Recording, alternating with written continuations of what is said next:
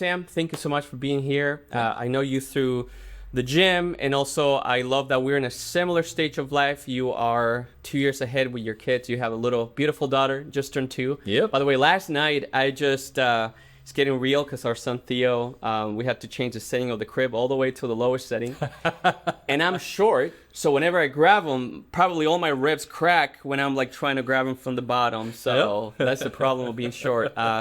So maybe introduce yourself. Yeah. Tell us a little bit about your family, where you're from, and what you do here in town. Yeah. So name's Sam. Pleasure to be here. Looking forward to the conversation. Came to Muscatine about 11 years ago, and then went up to Dubuque, Iowa, went to Loras College, played some golf there, got the magical piece of paper that allowed me to get a job. Over time, ended up meeting my wife, Kaylee, have a house, been there for about 6 years now.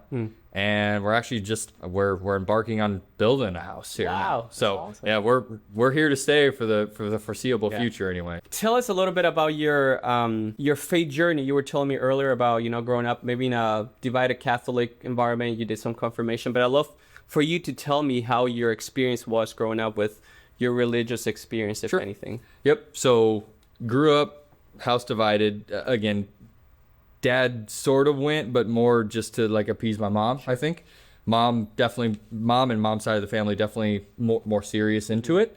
And actually grew up Methodist. Yeah. And went through the whole confirmation process, but along the way it always felt forced to me. It was never something that again, little boy, like just wanting to run around, be active. You're going to set me down and make me be focused on sitting down and being quiet for an hour. Like that's just off the jump, that's hard, right? I'm 30 and still hard. Yeah, exactly, right? So just from it felt forced. There would always be, hey, time to stop playing, time to go to this. And then just over time, I never really stopped wanting to be active, and I always felt like there was more fun things that I could be doing. Yeah. The sports teams that I was on, or just the random friend groups of coming over, play video games, watch a movie, whatever. Those things were always way more important. I would rather do those way more. For me, the whole divine thing, what to believe in, that never really resonated with me. Yeah. In terms of what I believe in, like treat others the way you want to be treated, man. And in my opinion, believing in, something higher or whatever, like I don't need that to do that. I want to be a good human, but I don't need something divine or a higher level to help guide me to that. I feel like that was something my parents did a very good job of instilling in us, what that is, and never really felt like I needed something else to tell me or guide me how to do that. Maybe when you were a kid, you were like, dude, I just want to be active. I just want to hang out with the boys. Like when I was a kid, growing up in a pastor home, people would come up to me and I would like, son, and when that word came, like, is this serious? Like, son, you need to be an example to the people here. I'm like, I'm 6, all I care right now, I want to run. I don't want to be an example to anybody. Absolutely. Yep. Now, as you are in your 30s and you have a family and you are, more mature mentally, intellectually, how has been your experience with Christian people recently, now that you're like a little bit more grounded in what you think you believe? There are good and bad Christians. There are good and bad just people in general. Yeah.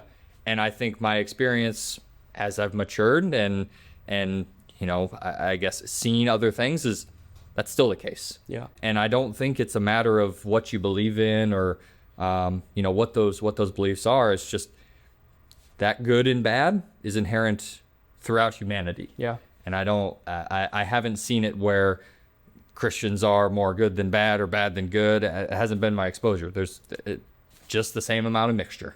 Sometimes people think about us that we are all about what we are against rather than what we're for. Yep. Right? So if we believe in Jesus, we believe in God, shouldn't we be focusing on that rather than telling other people, hey, your behavior is this or that? But why do you think Christians have this perception of, hey, you're very judgmental? Like all you care is about telling people what not to do rather than encourage them to believe in God. The minority that are loud get heard. Right now, those people that are ultra loud that can fall back on Christian views and beliefs, some of the things they say don't embody those beliefs, right? Kindness, empathy, compassion. Where's that when you're trying to tell people what to do or what they can or cannot do? but yet they're falling back on those views.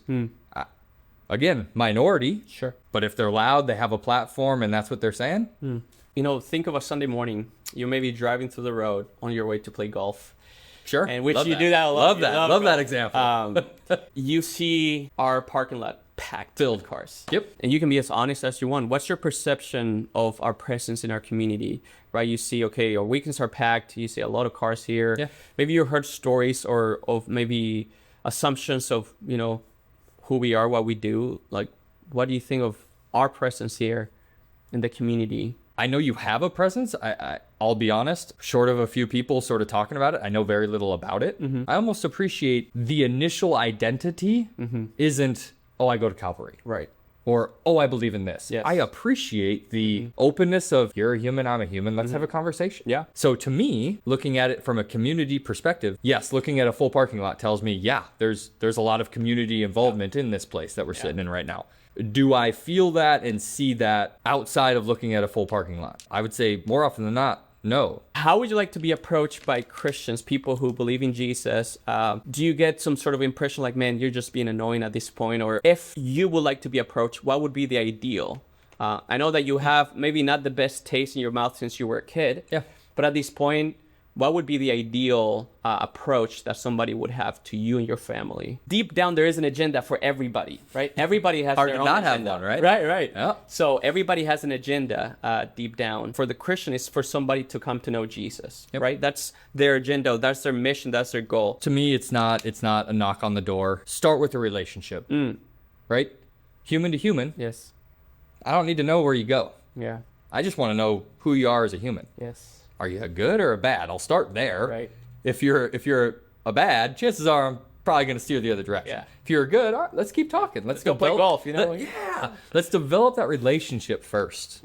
And then if you feel like, if you feel like I'm missing something, or if you feel like sort of talking through those values, because you've developed that relationship, it doesn't come off as a sales pitch, right? The knocking on the door, that's a sales pitch. Yeah. I don't know you, Yep. right? And you're going to try to tell me what to think about. Yeah. Again, good for bad, I don't know. Sure. I'm not going to listen. Start with the relationship first. Yes. Be open with just being a human, and a human that people want to be around. Start there. And then, you ask, like, what would the ideal circumstance be for me? Get to know me. I get to know you. We develop a friendship. And then from there, if, through our conversation and through that relationships, you're seeing a lot of beliefs and ties and things like that based on what you know, then you can start to bring up hey, have you ever thought about this? Hey, have you ever thought about that, right? Start with an open dialogue around some of the beliefs that are, spread in this place in terms of disgust and whatnot. That would be the open door. Yeah. I feel like right now the perception is everyone's got an agenda. So you can't say come into it without an agenda. Yeah. But if you start with, hey, I just want to build relationships with people. Yes. Still an agenda, but a very different one than, hey, I want to try to get them in this building. Yeah. It should be, hey, take me to the most expensive steakhouse. Maybe I'll believe, but all you can eat. This is good. This is good because a lot of people, they see other people as targets to convert. Yeah. What would be your last piece of advice for Christians as they think of maybe developing even those relationships with people who might not identify themselves as Christians? Yeah. We should really work on stop containerizing. Avoid the sales pitch, sure, but account for the rep and the rapport that's out there in regards to this, right? And the way that it's been going, account for that in your discussions and approach it with an open mind. Approach it with not trying to convert someone, it's okay. You believe in what you believe in what you believe, and that's okay. Approach it with that open mind. Practice those values, that empathy, that compassion, that kindness. Approach it with an open mind. Approach each person like that. Approach each person for a person, not for a agenda, not for a number to add. Create relationships. Yeah.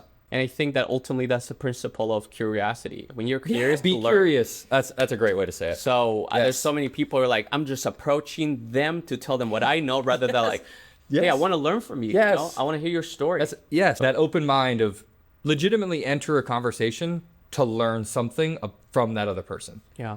Don't approach it with agenda of I'm going to try to convert this person or convince this person. I'm 30 plus years old. Convincing me? Like, come on, man. They couldn't do it when I was 6. We're all stubborn, you know? Yes. And it's only gotten worse. It's only going to get worse, right? So don't go into it with trying to convert. Go into it with an open mind. Go into it with, I'm going to learn something from this conversation. Yeah. I think that's a powerful thing that, not just for Christians, I think just humans in general. We're not having enough conversations, right? Like genuine, open dialogue conversations.